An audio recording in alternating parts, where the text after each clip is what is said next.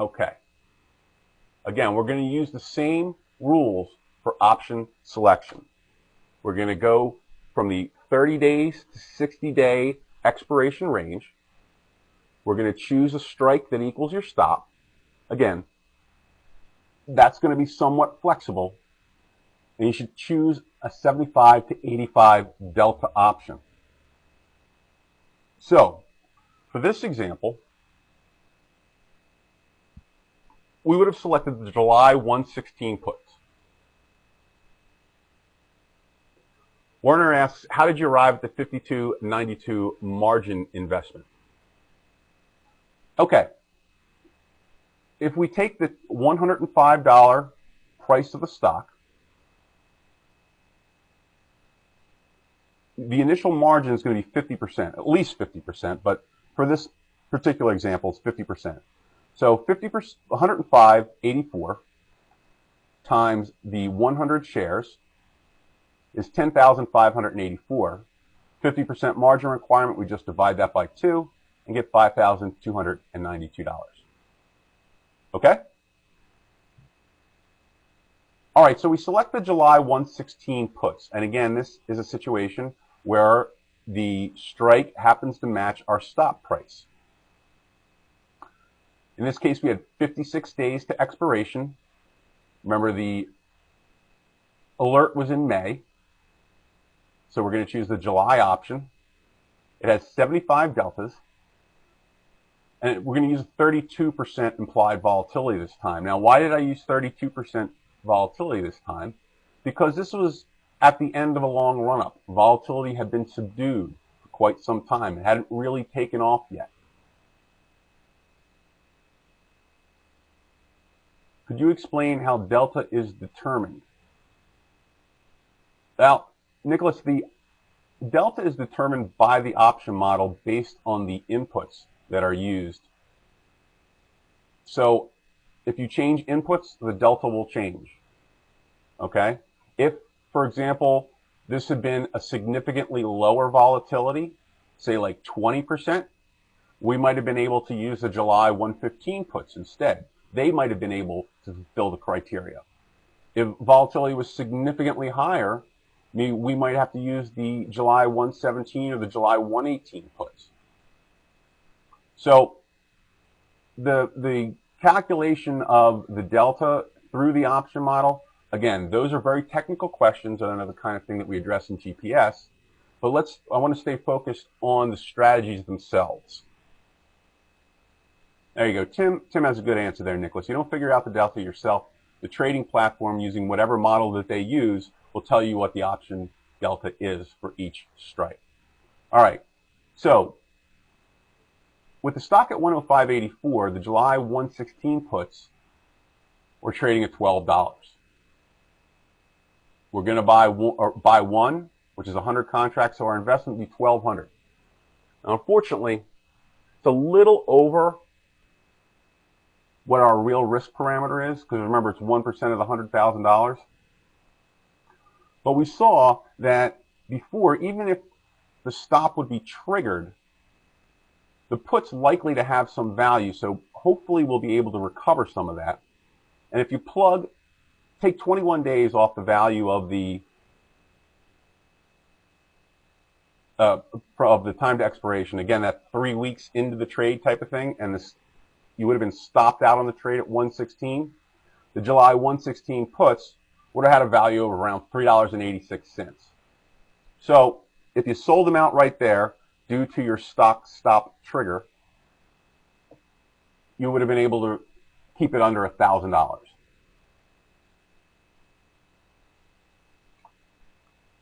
All right, so let's take a look at our break-evens. This is what your position looks like. You have the choice of being short the stock,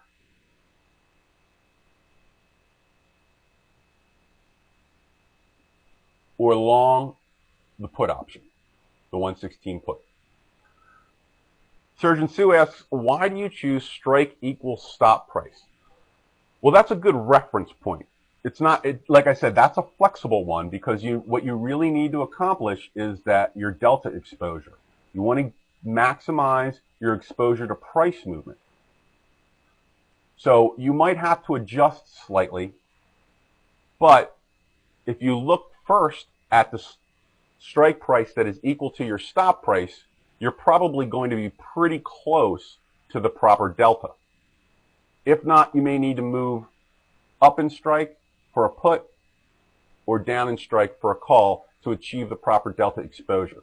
So the strike equal stop is kind of a reference point and not a definitive line in the sand that this is what you do. Rules 1 and 3 are the critical ones. Okay, 30 to 60 days, and just went out of my mind what the third one was. Oh, and the delta exposure. Okay, so those are your primary ones. You might have to adjust a little on the exact strike, but that strike equals stop is your reference point to begin with. All right, again, we have break-evens. Well, we know if we go short the stock, our break-even is going to be wherever we got short the stock, say 105.84. For the option price, our break-even is 104. The strike price less the premium paid yields our break-even. And again, why would we do this? We're willing to sacrifice some potential for the durable stop and the ability to lock in profits. Tara asks, well, thank you for coming, Tara. Yes, it is being recorded. Mark might have details on when it will actually be released and available. That I do not know, but it is being recorded. Sorry to see you have to go, Tara. Thank you for coming as long as you have. Okay. So, again, we're willing to sacrifice some potential for that durable stop, that superior risk management, and the ability to lock in profits as we move along.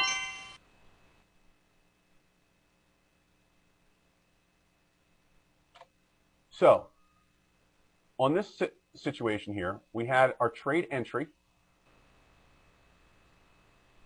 on May 23rd. Now, along the way, if you were short the stock, you would have moved your stop down to 110. Probably somewhere in here. That may not be ideal for, you're welcome, Tara. It may not be ideal for options, okay? However, what you will do then is you will move your mental stop from 116 to 110 so that if the 110 stop is triggered from a stock perspective, you're going to sell out of your option position.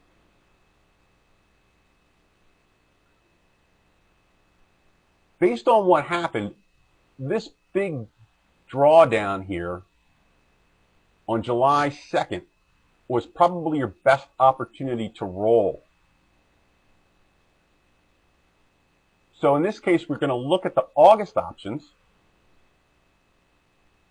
because it's going to be within our 30 to 60 day time frame. Remember, this is early July now, so July's off the table pretty much, and August is going to fall in at about 45 days to expiration. Now on July 9th, not long after we moved our stop down to 95, right? We had 3 stop levels. We started at 116, moved it down to 110, and moved it down to 95 right around here. This is when we chose to roll, however. Didn't change our mental stops, but that's when we chose to roll because that was when it was most useful. Although, like I said, you could have rolled here to a lower strike. You could have gone from the 116 strike to maybe the 110 strike. You'll have to evaluate that for a given option.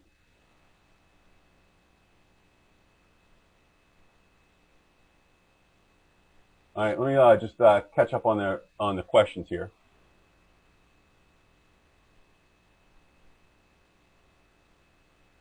Mark is talking about Investopedia's definition of delta.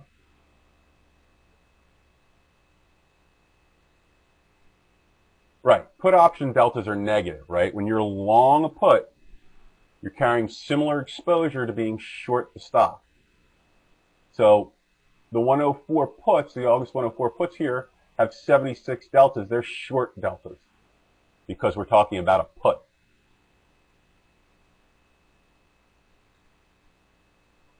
Can you use a contingent close order on the option based on the stock price, Robert asks. That is dependent on your broker.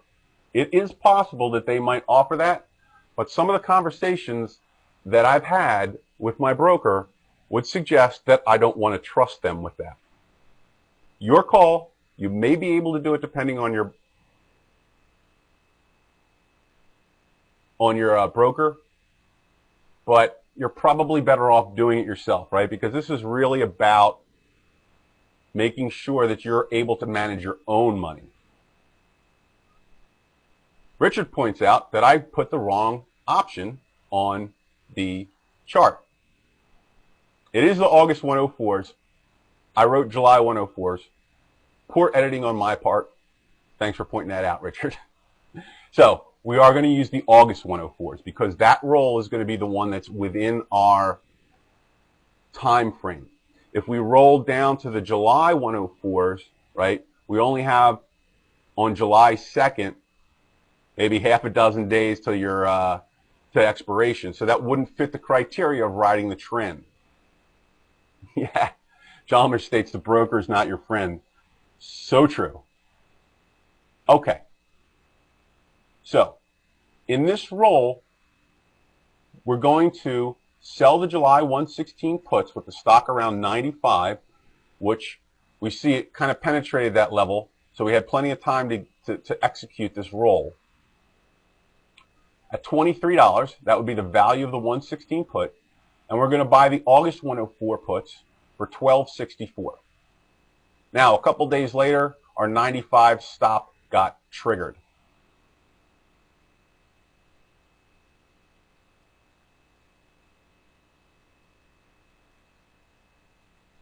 Yes, you know what? That is true, Bruce. The Thinkorswim does allow you to do that, but I had a comment that came through, or a question that came through from one of our options GPS students, or one of the EMP students. I don't remember who it came from, and they said Thinkorswim had some deep in the money options, and at one point they were 100 deltas, and the calls below that, which obviously should also have been 100 deltas, were showing 85 and 94 deltas respectively. So it didn't make any sense. You really should manually watch. What you can do is set up an alert that says, hey, your stop price has been triggered. Or what I'll do a lot of times is I'll set up my alert maybe a dime above my stop. So it brings it to my attention rather than waiting till it actually hits the price.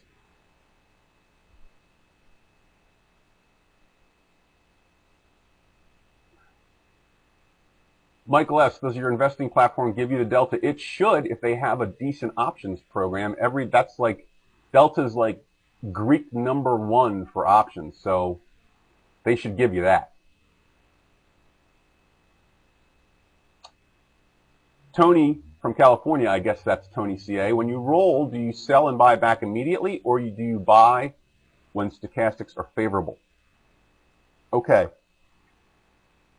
If you choose to what we call leg the spread, in other words, sell one out and buy the other one back,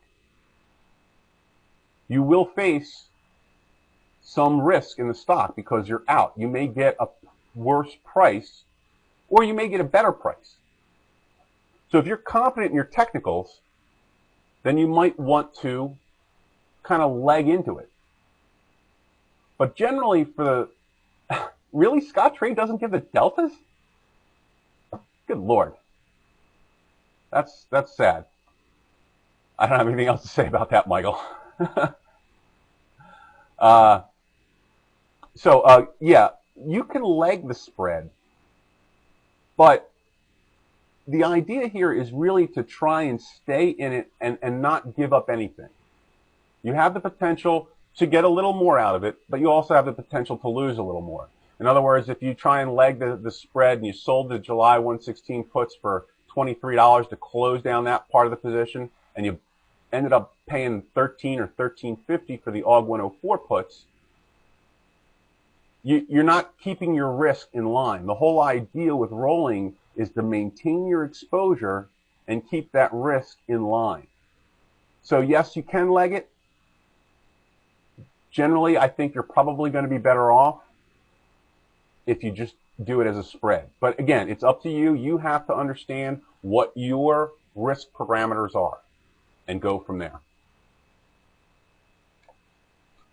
Okay, so now we know that we were stopped out on July 9th, a couple of days after we rolled, when the stock stop was triggered at 95. All 104 puts at the time were 1080. So let's take a look at the comparative P&Ls. All right, the stock P&L. Got short, 105.84. Our exit stop was triggered at $95. So we had a net of 1084. For 100 shares, we were able to make $1,084 on an investment, remember, a margin investment of $52.92, providing a 20.5% return. Again, an excellent trade. Okay, we have a long answer here. Mark says, what does Greek mean? What does the Greeks mean? The Greeks are the option model's output of your risk parameters and include time value, which is measured by theta, your exposure to changes in volatility, which is measured in vega, gamma, changes in delta for each dollar change in the underlying. So we do a thorough examination of the Greeks in Options GPS, and that question, I'm glad to see that you have that kind of level of interest, but that's, again, not really something for this class. Again, I appreciate your level of interest. It's fantastic. I'm glad to see you're looking for more information. Okay, Charles. Roll it as a spread. She says, when you roll it as a spread, I think you mean place the sell and buy orders at approximately the same time. Well, you can actually do a diagonal spread here, right? You can enter the order as a spread. And if you enter it as a spread, there's a good chance that you're going to be able to improve your price. And again, you're going to want to use a limit order for the net of the two options. When you roll it as a spread, you can enter both options as one package, so that you will have them executed simultaneously. Since you're using deep options, market makers are more likely to be willing to improve their markets as long as you provide them with enough edge. So it wouldn't really necessarily be, putting one order sell, one order buy. You would want to kind of do it as a spread. All right, so we have our 20.5% return for our margin transaction, which is a great do. I'll take that in a month and a half anytime. Let's take a look at the option side. All right, we entered with the July 116 puts. We paid $12 for those. We're rolling down and out, right? It's a put, so we're benefiting from downside movement in the stock. We're going to sell out the July 16 puts for $23 with the stock around 95 and buy the August 104 puts for $12.64. And we're going to close that August position when our 95 stop is triggered in the stock. Given that scenario, those Aug 104 puts will be worth about 1080. So let's do the math. For the 116 puts, our net, sell them at 23, buy them at 12, made $11. The loss on the Aug 104 puts, which we only had on for a couple of days, which was $1.84, for a net of $9.16. So on one contract, we made $916 for a fixed investment of $1,200, and that produces a return of 76.3%. So again, we have a situation where we're better able to control our risks if it did go against us, and we're dramatically able to increase our return on investment. Now, the other point that I made, one of the first points I talked about, was, of course, the fact that you gain diversification. Well, how does that apply here? Even though you're only risking $1,000 on this 1%, $100,000 portfolio scenario, you have to put up additional capital. That's going to tie up your ability to diversify. With $100,000, if you're taking 100, 200, 300 pair share positions, it's going to eat up that capital. You may only be able to put on 3 or 4 positions because the capital is tied up in each one of those, even if you're trading on margin. And clearly you don't want to max your margin anyway. That's just too high risk.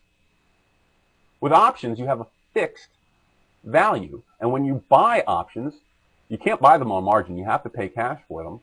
But that loss is fixed in a worst case scenario.